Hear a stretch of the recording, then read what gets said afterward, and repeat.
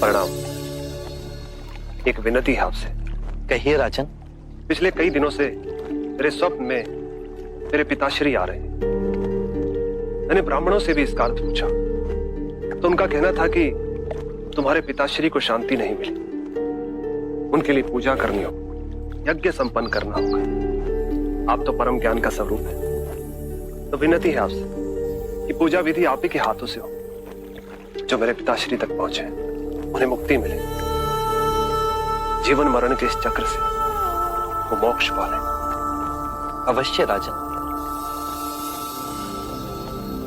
आप मिट्टी के 2 घड़े मंगवाइए, एक में घी भरवाइए और एक घड़े में कंकड़ पत्थर भरवाइए,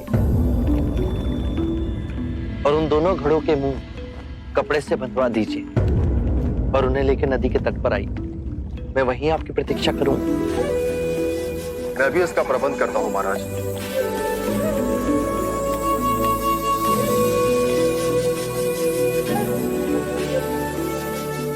महाराज, अब आप इन दोनों घड़ों को पानी में डाल दीजिए।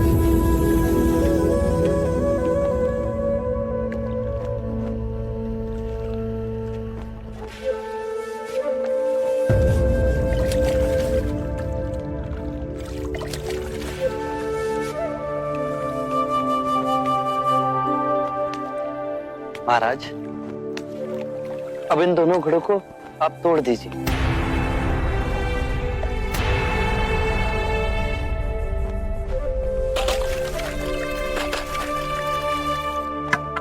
महाराज, अब आप ध्यान से देखिए कि ऊपर उठ पानी पर तैरने लगा। अब बताइए, मेरे या किसी और के पूजा पाठ करने से क्या ये घी नीचे बैठ सकता है? असंभव। ये तो घी का स्वभाव ही नहीं। सत्य कहा आप। उसी प्रकार किसी भी पूजा पाठ, विधि विधान, कर्म कांड के द्वारा पानी के अंदर डूबे हुए कंकड़ पत्थर क्या ऊपर आ तैर सकते हैं? नहीं बुद्ध, ये तो प्रकृति के नियम के विरुद्ध है। तो हम प्रकृति से भिन्न कैसे हुए? हम भी तो प्रकृति का ही रूप है।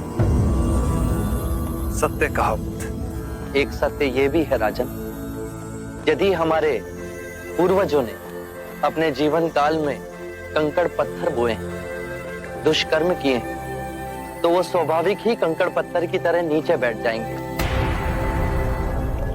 और यदि उन्होंने अपने जीवन काल में सत्कर्म किए तो स्वाभाविक ही घी की तरह ऊपर आ तैरने लगेंगे।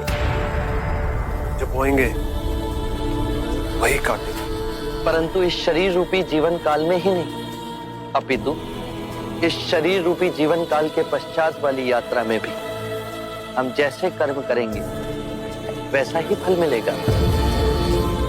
अब बताइए, इस प्रकृति के नियम को कोई पूजा पाठ, कर्म कांड, विधि विधान, यज्ञ हवन मिटा सकता है? राजन, मैं भी इसको नहीं बदल सकता। केवल अच्छे कर्म ही मनुष्य की मुक्ति का द्वार खोलेंगे। एक ऐसी तलवार है आपके हाथ में जो एक क्षण में सारे झूठ काट केवल ज्ञान को प्रकाशित करती है।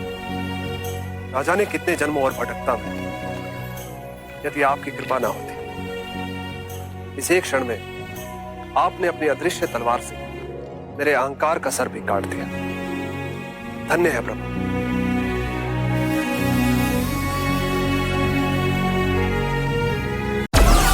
Download Moj.